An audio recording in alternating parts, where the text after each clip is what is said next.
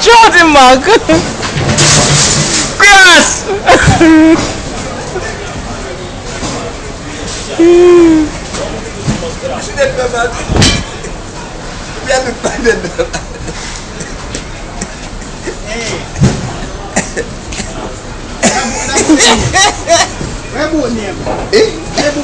Brad, when you guys do that?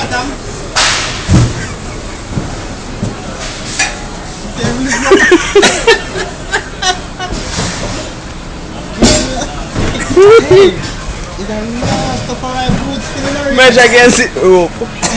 Measure against it. Not so bad.